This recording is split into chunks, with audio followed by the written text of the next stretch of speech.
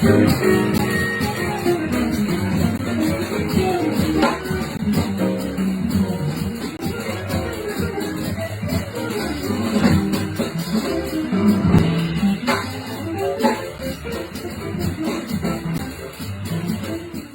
everyone, Dennis Chang here from Sapporo, Japan. Sapporo is in the northern part of Japan in Hokkaido. Today we're in the month of September, and I think this video should probably air in the month of October. I'm trying to film a lot of videos in advance because I get pretty busy soon. Anyway, today's topic is kind of related to last week's video where I talked about all the things you are, but actually about a specific chord progression. And actually today's video is more about the psychology of learning music, your mental health, and all that fun stuff. So long story short, I don't know what I'm going to title this video, but maybe it might trigger some people, kind of clickbaity, but not really. It's the fact that nowadays I think a lot of players, because of the resources that we have today, and thanks to the pioneers from before, a lot of musicians today, students, are better equipped for learning jazz than players back then were. A lot of the best players today, quote unquote, music is not a competition, but they could probably outplay a lot of the musicians of the past. It's the same thing in classical music. I read a lot of historical accounts and witness accounts of people from the 19th century, 18th century who attended concerts of virtuosos of the day. And people back then were impressed by things that 10-year-olds today in classical music schools learn. Like, it's so standard. But that was what impressed them in those days. So what am I talking about here? In all the things you are, at the end you have this chord progression that goes D flat, D flat minor, C minor, and then B diminished. This chord progression, this common tone diminished chord that they call in classical music. I checked out a lot of recordings from musicians of the past. With the exception of a few musicians, namely guitar players and pianists, a lot of musicians aren't exactly, in my opinion, I don't know, they're no longer with us to tell us, but the things that they played over this chord progression was sometimes questionable. And I would direct you to different recordings by Charlie Parker of All the Things You Are. Whenever you had this chord, he played some things I'm not exactly sure what he wanted to play. It's very, very hard to analyze. In one recording, he seemingly played some kind of phrase that looked like a D flat minor 7 chord, which has absolutely nothing to do with this B diminished. But when you listen to it, it doesn't sound so bad. And I checked out quite a lot of different recordings of different songs that has this chord progression, Body and Soul, All the Things You Are. There are a few other tunes out there. And again, time after time, it's like the jazz musicians of those days, they weren't universally equipped to tackle this chord progression. Everyone figured things out for themselves. And so my point in making this video is not to tell you to be lazy and just forget about the chord, but to be inspired by them, that, you know, even if what they played was kind of questionable, when you listen to it as a casual listener, even if you have advanced ears, it doesn't actually sound bad. They play what they felt was appropriate, and whether it actually corresponded to the chord or what, even if there is no logic behind it, they just did it and that was it, and they continued. Whereas nowadays, I've actually encountered this. You know, I've seen young people kind of cry after their performance because they felt they played a wrong note or they didn't play well or whatever. And that feeling is a feeling that I know very well as well, because it happens to me as well. I remember I did a gig a long time ago in Montreal at a fancy jazz club.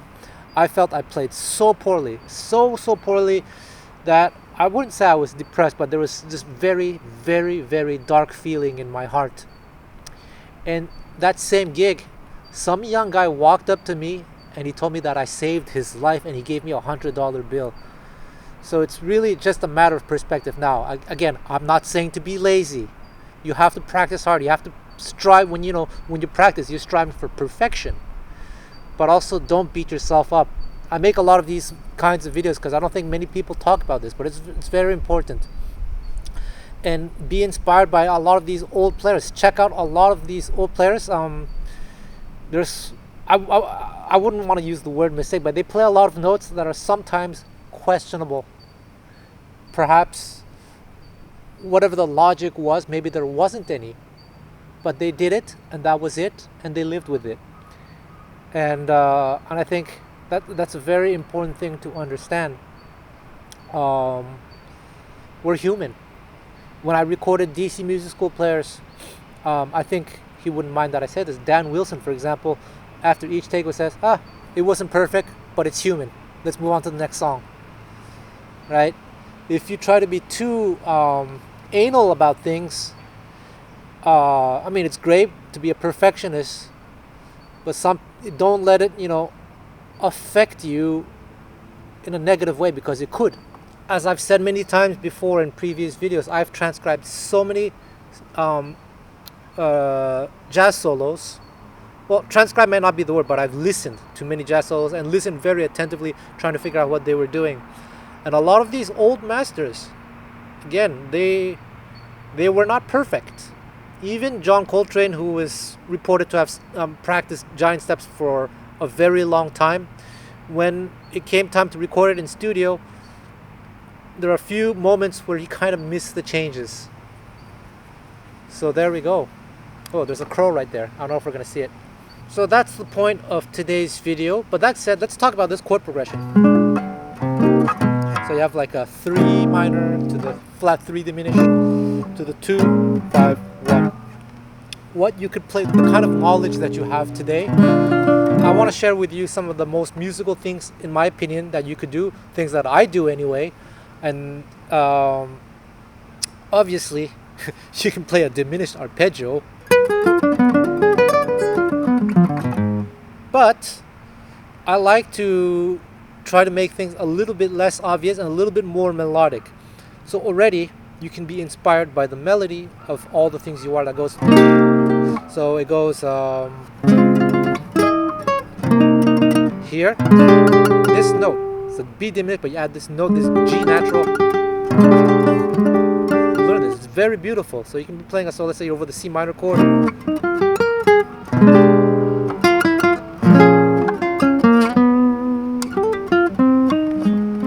Just that.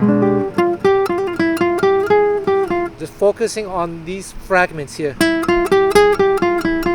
So again, you play something over a C minor.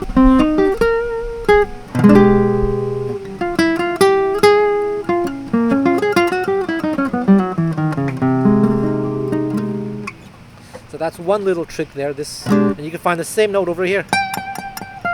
So you play again something over a C minor, which is the same as A flat, really.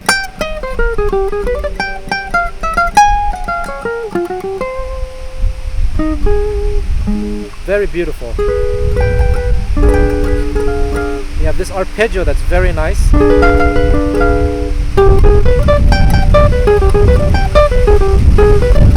So it's all going to be about voice leading. So some kind of C minor or A flat idea to that B diminished or A flat diminished to B flat minor 7 2.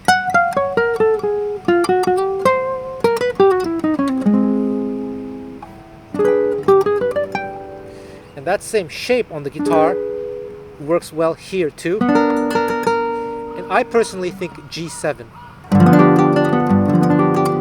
Because B diminished is kind of related to G7. So you have this kind of C minor, G7 to B flat minor. So let's say you play some kind of idea over the C minor.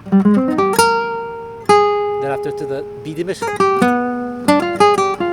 B flat minor.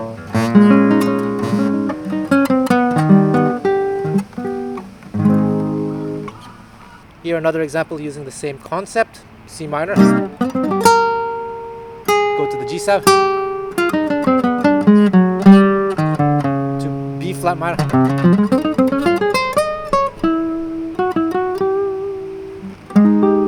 Always good voice leading.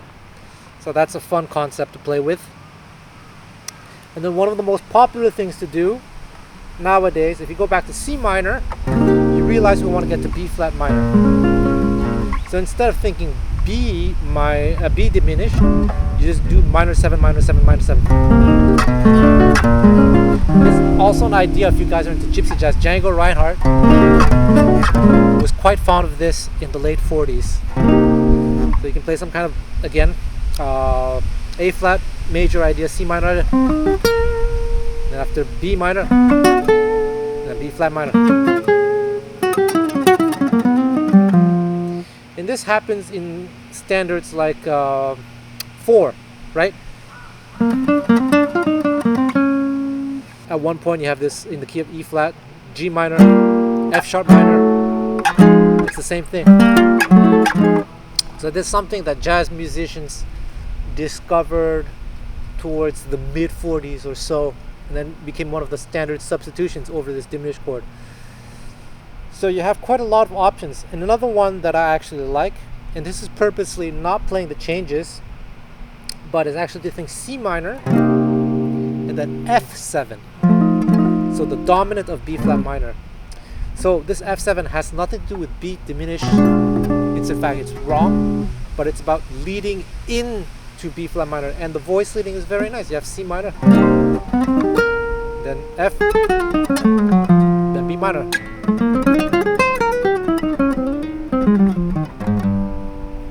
Another idea. So some kind of C minor idea. F7, B flat minor. There we go. So those are some of the ideas that I'd like to play with over this chord progression. Thanks to a lot of the pioneers of the past, we have this kind of standardized information nowadays. All these wonderful educators showing us all the different possibilities and different things that you can play over just about any chord progression. In those days, they didn't have access to these resources, so people figured things out for themselves. Maybe they had to ask this one person who might know what to play, have ideas and different things like that. So think about that, how blessed we are today to have all this information, and at our fingertips too. You know, just go on YouTube. Back in those days, there's it's not jazz, but the Beatles, some of the members of the Beatles, they had heard a rumor that someone knew how to play a certain chord of whatever it was, and they took the bus to go visit that one person to teach them a certain chord. Crazy. So just to sum things up, at home, practice with precision. Aim to be perfect. But when you're on stage and sometimes you're feeling not lost, but like not sure what to play, you know, just act confident. Just keep playing and try to develop the instinct to be able to just adapt, even if you're kind of BSing.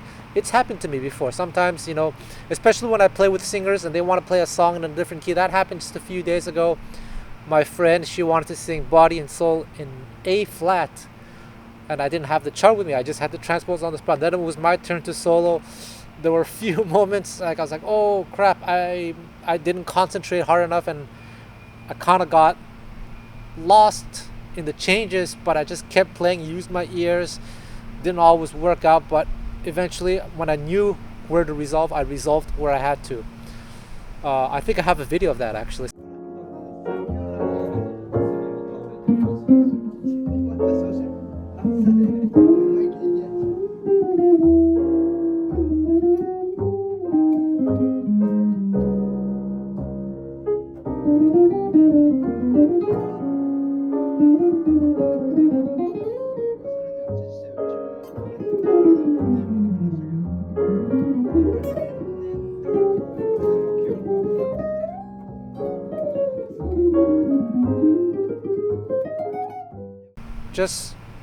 Just deal with it. It's a good skill to learn, to learn to adapt. There we go. Thank you very much. By the way, I'd really appreciate it if you guys could like or subscribe or something. It seems it's much harder to get views on YouTube now. The algorithm seems to have changed. It's harder to get subscribers as well. Everything's working against me, but for those of you who are watching this, thank you so much.